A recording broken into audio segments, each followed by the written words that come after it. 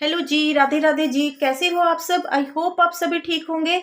आज मैं आपके साथ कम समय में जबरदस्त स्वाद की रेसिपी शेयर करने जा रही हूँ, क्रीमी और चीज़ी मैक्रोनी की, जो कि लगभग 10 मिनट में रेडी हो जाती है। और इसमें ना ही मैक्रोनी को हमें उबालने का झंझट है, इसको हम प्रेशर कुकर में बनाएंगे और इसको बनाने में लगभग 10 से 20 मिनट लगते हैं। और आपकी मैक्रोनी का टेस्ट एकदम वही होता है जो आप मार्केट से खाते हो, रेस्टोरेंट में खाते हो। तो चलिए हम बनाना शुरू करते हैं। पहले मैं आपको इसके लिए इंग्रेडिएंट बता दूं कि आपको इसके लिए क्या क्या चाहिए। तो ये देखिए, ये मैंने मैक्रोनी ली है, ये लगभग 3 कटोरी मैक्रोनी है।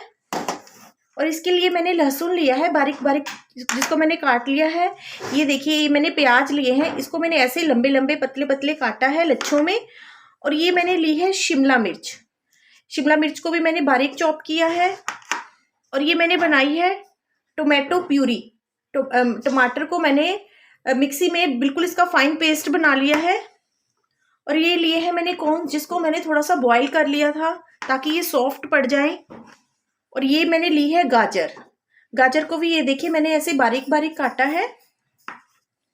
और ये देखिए, ये मैंने मैदा लिया है, ये लगभग 2 चम्मच मैदा है। और ये मैंने लिया है मोज़रेला चीज, 1 कटोरी छोटे वाली, जिसको मैंने मोज़रेला चीज को कद्दूकस कर लिया था। तो चलिए हम बनाना शुरू करते हैं मैक्रोनी इन 10 मिनट्स। मैंने कढ़ाई में थोड़ा सा रिफाइंड ऑयल डाल दिया है, जिसको मैंने गरम किया है। अब इसके अंदर मैं ये प्याज डाल दूंगी। ये देखिए, हमने सब्जियों को ज़्यादा पकाना नहीं है, क्योंकि इसकी हमने क्रंचीनेस जो है, क्रंचीनेस को हमने बरकरार रखना है। देखिए, हम सब्जियों को लगभग थोड़ी थोड़ी देर के लिए ही भूनेंगे। अब हम इसके अंदर शिमला मिर्च डालेंगे। लगभग 2-2 मिनट के लिए ही सभी सब्जियों को हमने फ्राई करना है। और तो इसके बीच में हम गाजर को ऐड कर देंगे। ये देखिए, अब हम इसके अंदर लास्ट में डालेंगे कॉर्न, जिसको मैंने बॉईल करके रख लिया था। सब्जियों को हमने ज़्यादा पकाना नहीं है, आपने इस बात का बहुत ध्यान रखना है, नहीं तो इसकी क्रंचीनेस ख़त्म हो जाती है। ये देखिए, इसमें ना ही हमने नमक ऐड करना है। अब हम इन सब्जियों को साइड में कर लेंगे। ये देखिए, अब हम एक कुकर लेंगे, उसके अंदर मैंने ये डाल दिया है थोड़ा सा मक्खन। ये देखिए, मक्खन डालेंगे इसके अंदर। मक्खन मेल्ट हो रहा है। जब तक मैं इसके अंदर डाल दूंगी लहसुन, लहसुन को हमने पहले नहीं डाला था, अब डाला है। ये देखिए, लहसुन, जैसे ही लहसुन डालेंगे इसको थोड़ा सा हम पकने देंगे लहसुन को।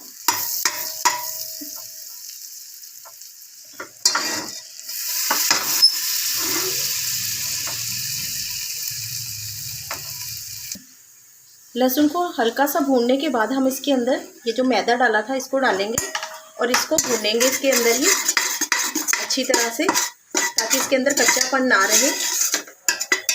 मैदा अच्छी तरह से भून गया है। अब हम इसके अंदर ये टमाटर का पेस्ट डालेंगे। मैदा डालने से जो हमारी टमाटो प्यूरी की थिकनेस है वो बढ़ जाती है और ये खाने में भी बहुत ही टेस्टी लगता है।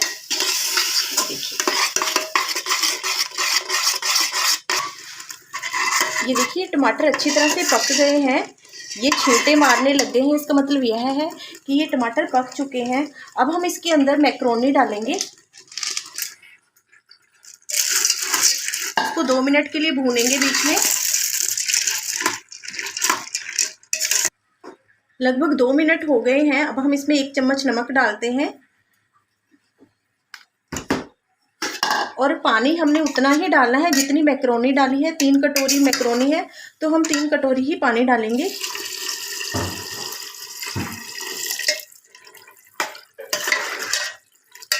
देखिए, अब हम कुकर को बंद कर देंगे, ढक्कन लगा देंगे और 1 विसल बजने तक हम इसको बंद रखेंगे। इसमें हमने 1 चम्मच नमक इसलिए डाला है ताकि जो हमारी मैक्रोनी है वो फीकी फीकी ना रहे। अब 1 विसल बजेगी तब हम कुकर को बंद कर दें, 1 विसल बजने के बाद हम गैस का फ्लेम बंद कर देंगे। 1 विसल बज गई है। अब हमने जब तक इसमें स्टीम रहती है तब तक हमने इसको खोलना नहीं है। अब सारी स्टीम निकल चुकी है। ये देखिए कितनी अच्छी तरह से ये मैक्रोनी जो है वो बॉईल हुई है। तो चलिए हम आगे का कुकिंग प्रोसेस जारी रखते हैं। अब हमने ये सब्जियों वाली कढ़ाई ले ली है जिसमें हमने सब्जियों को भूना था। देखिए अब मैं कुछ मसाले लूँगी। जैसे मैंने ये सादा नमक लिया है, कुटी हुई लाल मिर्च ली है, थोड़ी सी हल्दी ली है, पिसा हुआ धनिया, पिसा हुआ जीरा और थोड़ी सी काली मिर्च ली है। मैं इसको बीच में ऐड कर दूंगी। ये देखिए गैस की फ्लेम को हम हाई पर ही रखेंगे। ये मैंने मसाले ऐड किए हैं। अब मैं इसमें डालूंगी, ये मैंने लिया है ओरिगेनो और चिली फ्लेक्स। हम इसमें ऐड करेंगे थोड़ा सा मैगी मसाला। आपके पास पास्ता मसाला है तो आप वो भी ऐड कर सकते हो। ये देखिए अब हम इसको अच्छी तरह से मिला लेंगे मसालों को। ये देखिए आपने गैस की फ्लेम को हाई पर ही रखना है। इसमें बड़ा स्मोकी सा टेस्ट आता है अगर हम हाई फ्लेम पर इसको भूनते हैं। अब हम इसके अंदर थोड़ी सी सॉसेज ऐड करेंगे। जैसे मैंने ये ली है टोमेटो सॉस हमने थोड़ी थोड़ी ही डालनी है। ये थोड़ी सी हॉट एंड स्वीट डाल देंगे।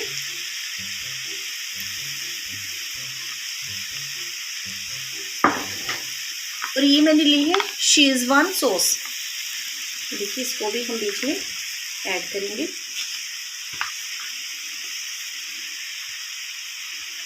बीच में मिक्स कर लेंगे अच्छी तरह से ताकि ये सारी चीजें बीच में अच्छी तरह से मिक्स हो जाएं। ये देखिए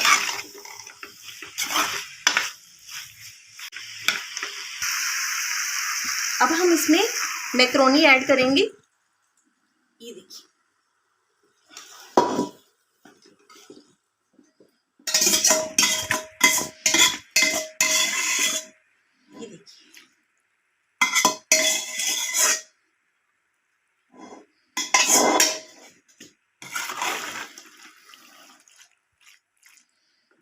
इसके अंदर अब हम ये मोज़रेला चीज़ भी ऐड कर देंगे। इसका टेस्ट बहुत ही अच्छा आता है, एकदम क्रीमी टेक्सचर बनता है इसका। ये आपके बच्चे भी बड़े पसंद करेंगे। अगर आपके घर में कोई गेस्ट आ जाए तो आप झटपट से ये वाली मैक्रोनी बनाकर रेडी कर सकते हो।